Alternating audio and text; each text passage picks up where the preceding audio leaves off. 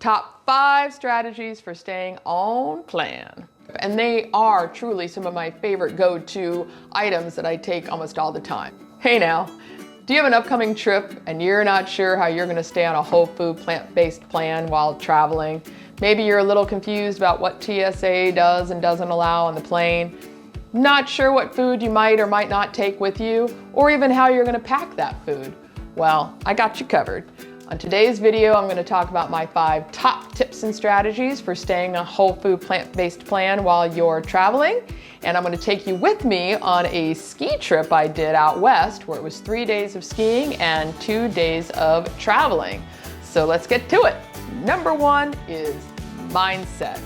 Mindset, mindset, mindset. See this as a game, this is a challenge, and this is an adventure. You are going across the desert, if you will, and you've got to take your own food with you. Because the name of the game here is to stay on plan as much as possible while you're traveling. That's the goal. And the easiest way to do that is to avoid eating out. Yes, there are tips and ideas and ways that you can eat out and try to stay as close as on plan as possible, but it is hard. Eating out involves oil. That's all there is to it. There's oil, there's salt, there's sugar. You can minimize the impacts, but it's tough. And it's just super empowering to know you have your food exactly how you want it, in the fuel and ratios that you want. It's super empowering. And also, it is expensive to eat out, especially when you're at a resort. Even if I'm going with other people and we go out to dinner, I know I can have a light dinner and my true food, the food that I really want to eat, is back at the ranch, wherever we're staying, as I like to say, back at the ranch.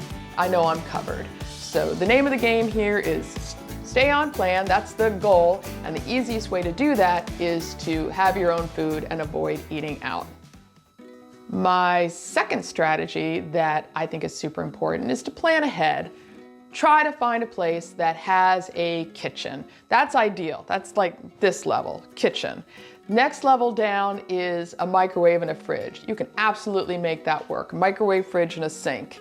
Next level down is they don't have a fridge in the room, but you can ask for it. You can call ahead and say you need a fridge for medical reasons or whatever. You don't even have to necessarily give a reason. Sometimes they have a fridge and they'll make sure they deliver it to the room. That's third level down. Fourth level is they don't got squat. They don't have a microwave, they can't bring you a fridge, you are on your own. That is also doable. It involves a cooler, keeping ice, and eating food that you don't need to reheat.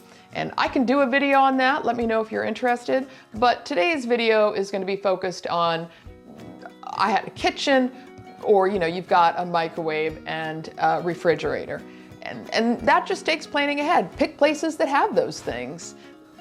So my third strategy for staying on plan while you're traveling is to pre-make your food. You probably saw this one coming.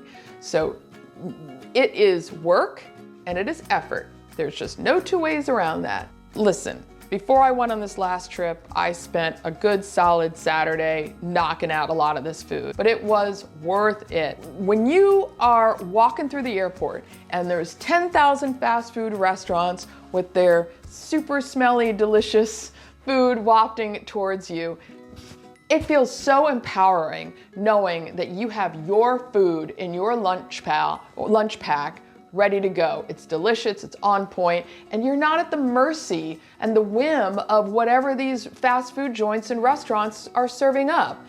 So it is totally worth it. Now, the goal with pre-making your food is, as we've talked about, minimize going out to restaurants. 2, minimize the amount of time you spend cooking or prep work while you're on your vacation or your trip. And number 3 is minimize your grocery store shopping. The reason is because you want to minimize the barriers, the friction to achieving your goal of staying on plan. Anything that gets in the way, we got to go grocery shopping, forget it, let's just go out. Or, I still got to make those lentils and chop up those vegetables, let's just go out. So that's why we want to pre-make our food as much as possible. You also want to plan to pre-cook. And I suggest you plan 2 sessions. One session that's well ahead of time, whatever's convenient, 2-3 weeks ahead of time, for the foods that you can freeze. And foods that freeze well are banana walnut bars, hummus, veggie burgers, black beans, dal, rice, farro, veggie marinara. Those things that you can freeze. Then, as close as possible to before your travel date without going nuts, making it convenient, is to make the fresher things. The salads, the fresh quinoa, potatoes. Potatoes don't freeze very well, neither does salad. Fourth strategy for staying on plan while traveling is to make a plan. Make your food plan so you know what you're cooking during those prep days. I could easily make a whole video out of meal planning and ways to go about that. And let me know in the comments below if you're interested in a video like that. But for now, I'm just going to share with you what I took with me on my ski trip to give you some ideas. And they are truly some of my favorite go-to items that I take almost all the time. So let's run through that. The first one is banana walnut bars. I freaking love these things. It is a great way of transporting your oatmeal. You make it ahead of time. I freeze them. They involve, dates, bananas, walnuts, oatmeal, cooked into a bar, cooked in a pan, cut up in bars. It travels so well. You can eat it cold, you can eat it warmed up, you can have it for breakfast, you can have it for snack, you can have it for dessert, you can have it on the airplane. They're beautiful, and they're also very filling. So banana walnut bars, that is one of my favorite go-to travel items. The next item that I like to take for traveling that I took with me on this ski trip was a barley oat lentil cereal, if you will. Pre-cooked in the Instant Pot, freezes well, travels well, and I would have it in the mornings with some plant milk. Maybe I would make it more savory. I'd add some Mrs. Dash. I added some potatoes. It's very filling. It's got those lentils in there, so it's giving you a nice dose of protein, and it's a great morning breakfast. And I knew I wanted a hearty breakfast because I was going to be eating pretty light on the mountain itself. Now let us never forget the mighty, mighty potato. I always take potatoes with me when I travel. This time, I cubed the potatoes up and I put them in a container to give me some versatility when I was at the condo. So I would add them to my morning cereal, that barley oat lentil situation. I'd add them to that. I just had them by themselves. Potatoes are great. You can't go wrong with potatoes. They fill you up. Potatoes are my friend. Potatoes can be your friend. Don't be scared of the potato. It is absolutely wonderful. If you haven't read The Starch Solution, I recommend that you do. Do not be scared of the potato. Another item I took with me on my ski trip is a little bit controversial in the whole food plant-based world because it is a processed product. It's called TVP. It is a textured vegetable protein, the vegetable being soy. So it's a soy product, but it's a fairly heavily processed. They have to separate the soy and do some processing magic. Some people are also concerned about whatever preservatives and sodium that they might put in here. This one says that there's no sodium. It doesn't speak to the preservatives, it just says that it's defatted soy flour. But the reason why I like it, a couple reasons. One is it gets all over the place. It's a dry situation, and you just reconstitute it when you're on your trip. And it is a solid amount of protein, which I like to pay attention to, especially when I'm working out, like skiing. I also lift weights, so making sure I have not just an adequate, but a little bit dialed up amount of protein is important to me. And this is just an easy way to travel and get protein. A quarter of a cup of this stuff gives you 12 grams. So a half a cup at 160 calories gives me 24 grams of protein, which is solid for one of my meals. So it is controversial. You make your choice. I don't eat it all the time. I don't eat it every meal. It is a once in a while food for me. It's part of a diverse whole food plant-based diet. Oh, next up, one of my favorites, beet burgers. Really any veggie burger of your choice, but I'm a big fan of the beet burger. Why? Because they always come out great.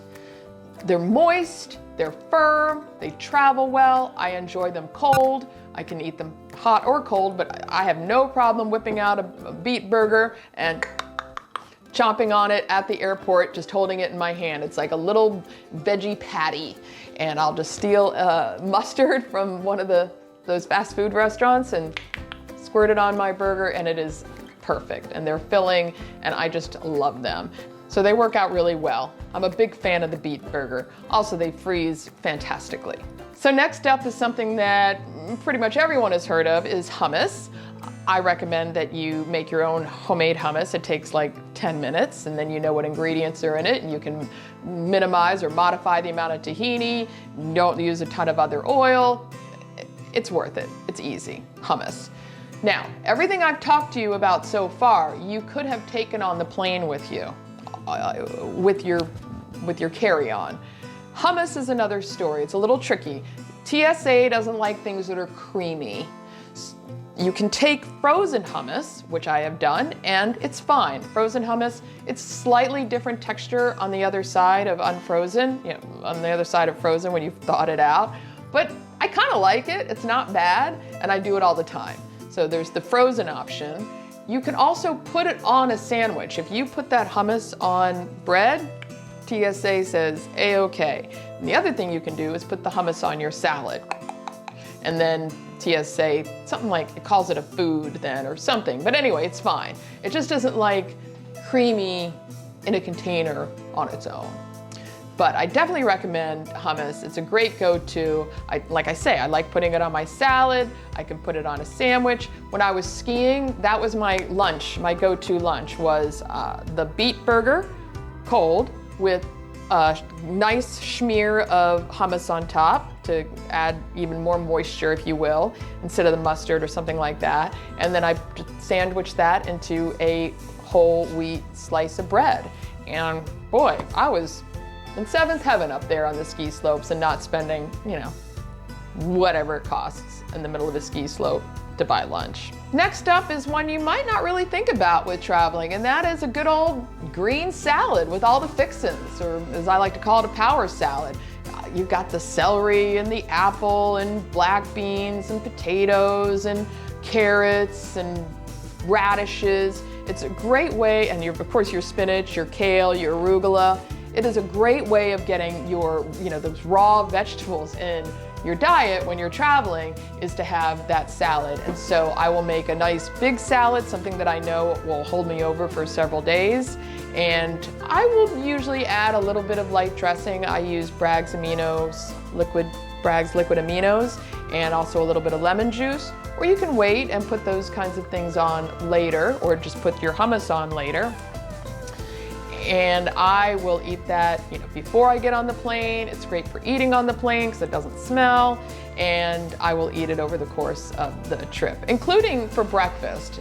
It's a great way to start the day. I would have that barley, oat, and lentil, maybe with potatoes on top, some TVP on top of that, and I would also have some salad. I would really load up in the morning because I knew when I was out skiing I was only going to have the beet burger with hummus at lunchtime. Vegetables for breakfast, it's a thing. Next up is pasta crack. Yep, pasta crack. It's that pasta that's just so darn delicious you keep coming back.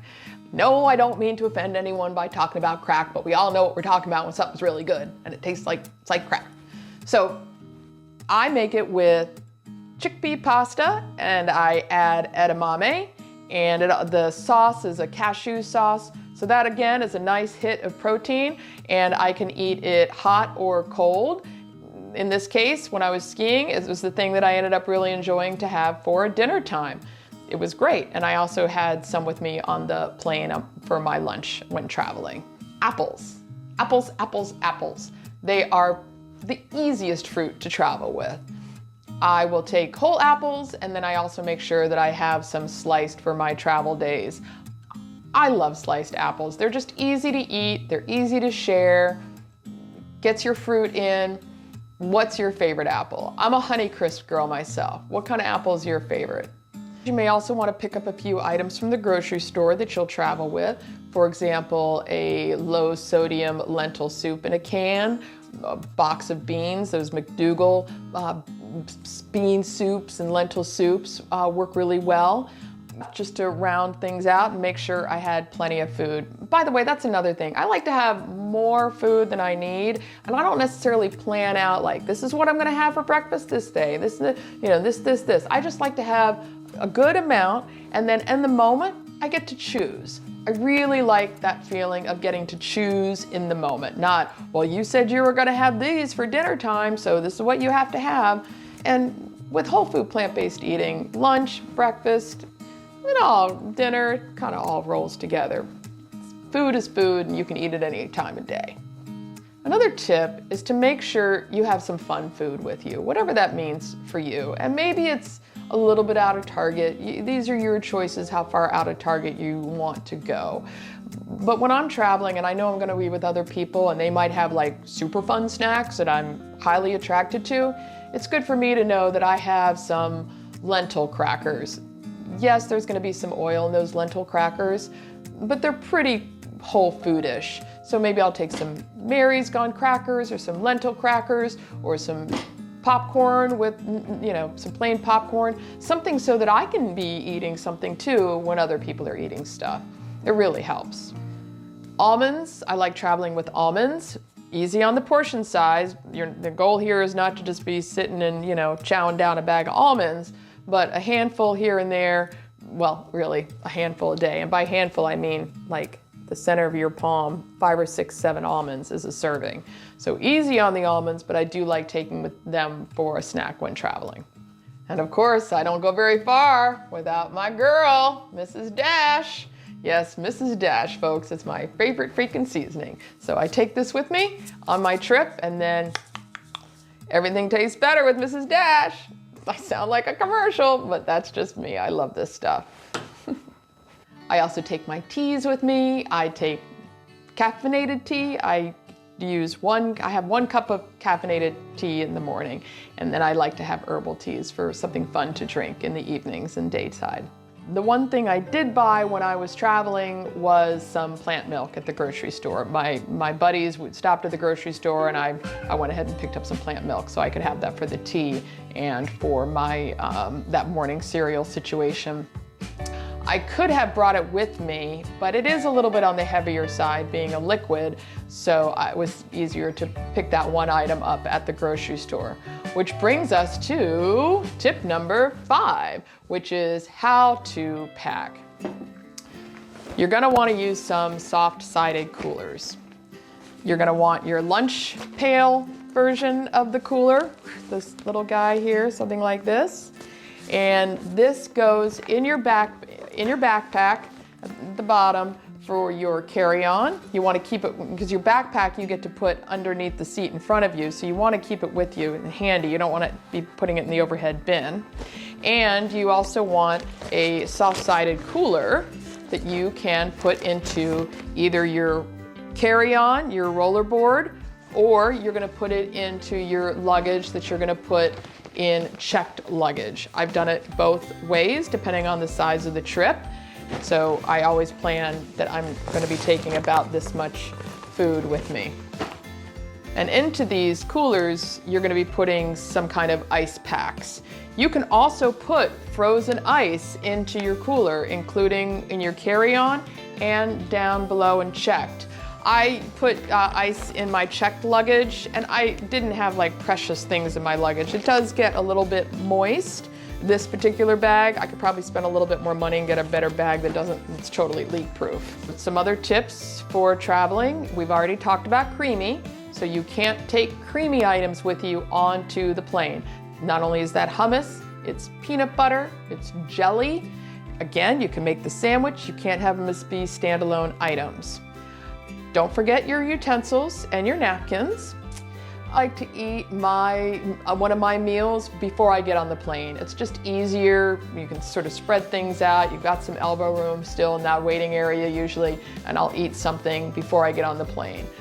But I like to eat, and I don't like to be hungry, and I also get bored on the plane. So on the plane, I'll pull up my backpack, pull out the cooler out of the backpack, and I'm gonna have salad, I'm gonna have pasta crack, I'm gonna have sliced almonds, or excuse me, not sliced almond, just almonds, and I'm gonna have apple slices. So a great snack for while I'm traveling.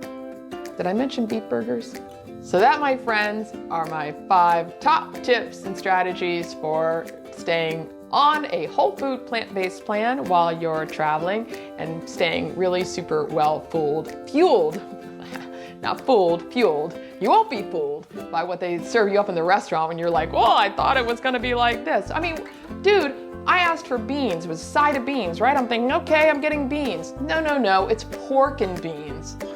So don't be fooled, stay on plan, stay well fueled. Let me know if you have any go-to foods that you love. Like I said, I can give you a video about only traveling when you don't have access to a microwave or refrigerator. Let me know if that video interests you. Let me know if you want to have a video about meal planning for traveling and how I think through that, and just any other feedback. And if you enjoyed this video, please kindly give a like. And if you dig this, subscribe, and then I'll show up in your feed and you'll see me more often, and maybe that's cool. I hope so. Again, this is Create a Great Healthy Life. I'm Colleen Marie, and join me as I follow a whole food, plant-based lifestyle. Cool. See you around. Love you. Bye. Nice. Oh.